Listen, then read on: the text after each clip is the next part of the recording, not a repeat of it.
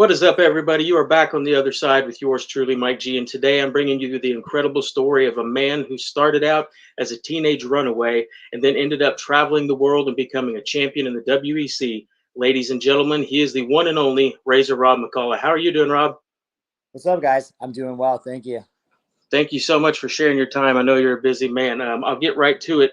You were born way back in the 1970s, man, just like myself.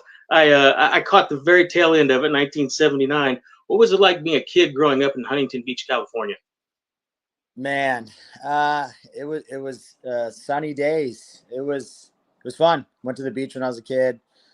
I had nieces and nephews and a bunch of sisters, older brother. So I had lots of kids around, and we were always playing and fighting each other, which it always started out with play and then turning into fights. It was cool, dude. Sunny Southern California. Nice. Did tag turn into WWF, turn into fistfights? Is that how it went? Dude, this was before paintball guns. Me and my nephews we do like, all right, we're gonna shoot each other with BB guns, but you only do one pump, and then, and then That's it'd be pretty like, common back then. oh, bro, it was those were the days. That's awesome, man. This next question is a little bit difficult, but we discussed whether or not it was okay to talk about, and you said it was. Your parents divorced when you were 11, I believe. If you're okay sharing, talk about the struggle that you went through for a few years after that. Yeah, I mean, to be honest, they did a really good job of disguising it. They said my sister was getting married. One of my sisters was getting Mhm. married, and she's like, "Do you want to move with your sister to Alaska?" And I was like, "Can I buy a gun?"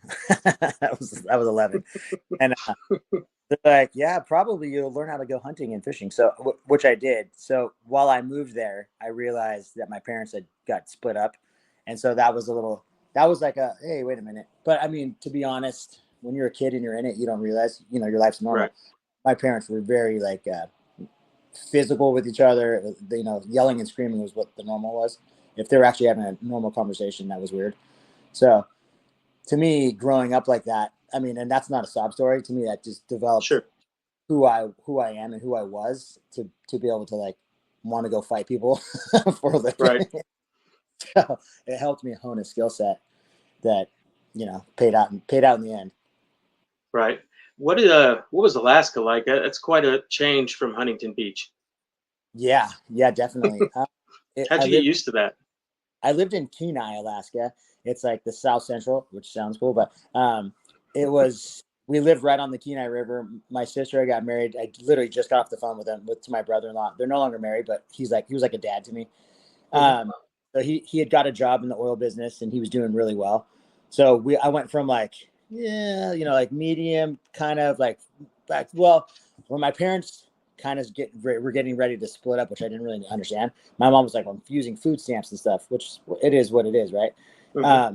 And then all of a sudden, I have a quad runner, and I have, I go. We have a boat, and so it was that was an interesting jump, which was cool. But living in Alaska, I learned, how to hunt, how to fish, how to camping. But I also started wrestling, which was kind of cool. I was horrible. I was and all the dudes were just like, "Oh, it's the guy from California." So I was like, "Just drill this They dude." I was probably like, went extra hard because of that. Yeah, but I mean, it made me get better later on. So as much as I look at that, I was like, "Oh wow, I was horrible. I don't know if I won any matches."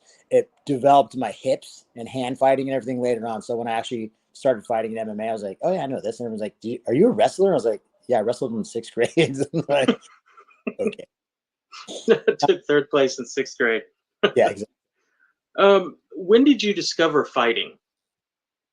My dad was a martial artist. He was in Vietnam. He had got a job after that. He was in like I don't know. He did stuff in the aerospace industry. He was a sharp dude, but he was a martial artist. I always wanted to go with him. He took me one time to his dojo.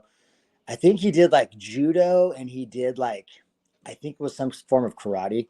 Like it might have been Bob White's karate studios. Okay. And the guy, I was young enough that the guy was like, "All right, cool," and he asked me, "Do you know your right from your left?" And I didn't. And he goes, "When you figure that out, you can come."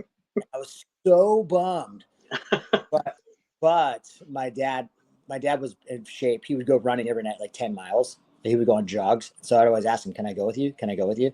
And he's like, "Yeah, you can come with me." And he ran, but he'd run through like these oil fields. It was really Hmm. dark. 10 miles is far, especially when you're a little kid. And Yeah. he didn't. If I slowed down, he didn't stop. So I remember I was running, and then I lost him, and I was in the middle of this oil field. It's super dark, and I'm scared because I'm scared of the dark, and I'm like, shit. And I turned around and I sprinted home. And to this day, I can run pretty fast. And running to me is something that you do. And that later on in my career was a huge piece for me because I had really good cardio. And so Hmm. people didn't really realize it. They're like, who the fuck is this kid who I've never seen this guy before, but I was getting the shit beat out of me, but I had a gas tank. Hmm. It was because So, I enjoyed running and did that often. So it helped. right on, man. Um, Talk a little bit. I read that you were training Muay Thai in Thailand at 18 years old. Oh no, I lost your voice. I lost you. Okay. I read somewhere that you started training Muay Thai in Thailand at 18. Is that right?